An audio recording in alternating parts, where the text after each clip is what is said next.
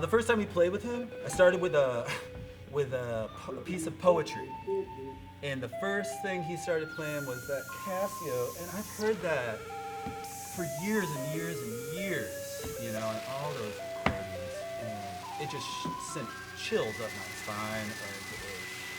It was one of those weird things, man. I was just like, kind of out of space. I was like, how did this, what, you know? It felt like I was at home. It's like it's always meant to be, you know? It's everything. But we don't call it improvisation. We were just talking about this like an hour ago, yeah. Go ahead, Olsen. We like the term spontaneous better. It's got a little more moxie to it, and it doesn't have like a regal kind of edge to it.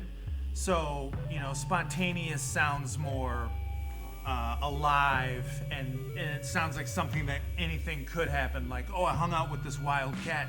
Man, he was spontaneous. That's who you want to be hanging out with versus, yo, I got this homeboy named Jeff. He's all right. He's real improvisational. Yeah, Jeff's going to be lonely, you know. Well, you look at improv comedy, not that good. Spontaneous comedy? All day. Maybe. All day. If you really are going to improv, you can't actually know the person or hear the instrument you're playing. You have to live in a bubble, so I don't think it's real. You know, creativity is real, and I think that is what we're talking about. It's just being creative. You know, I think a lot of division and over academia. Too much academic thought about music really crushes it. Squeezes a lot of the life out of it. For me, I'm sure everyone has their own, you know, feelings about improvisation and music and in terms in general. But for me, and it goes back to being self-taught. Like, this is what I relate to. You know what I mean? And it may sound ignorant, but goddamn, you know, I'm like 47 now. So I've been paying attention to what I'm into for a long time. You know, just like any other outsider artists, you know, we don't look at outsider artists as outsider artists anymore.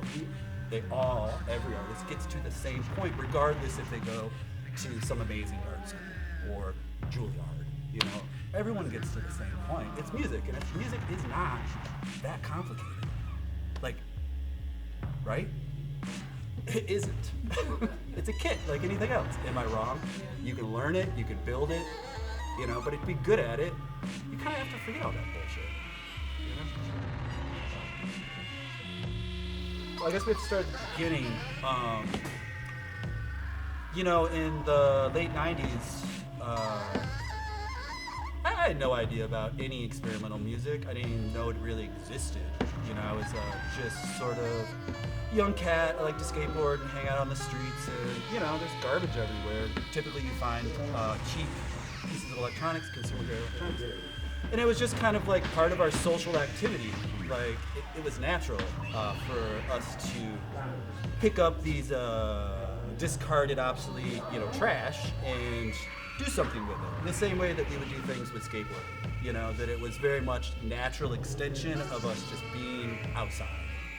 And I feel like the whole idea of creating electronic music and electronic instruments is really what we make. I mean, John does horns, but it started with electronic. I really wanted a soprano sax. The music store in my small town had one under glass, and I wanted it so bad I was going to get my skate bro, not Nate, but one of my skate bros to break it and run and just dip.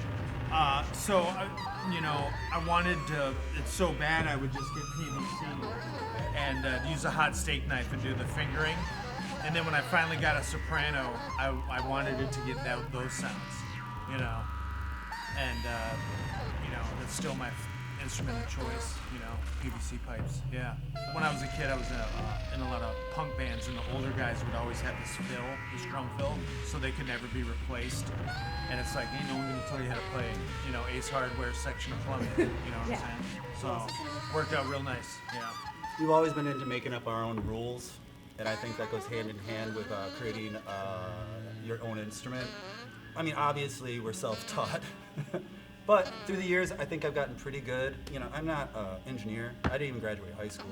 You know, like it's really something I picked up off the ground.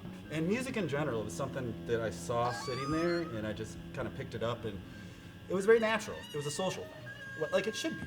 the materials was what is in front of you and what you can do with whatever's in front of you. And that's really the basis of a lot of,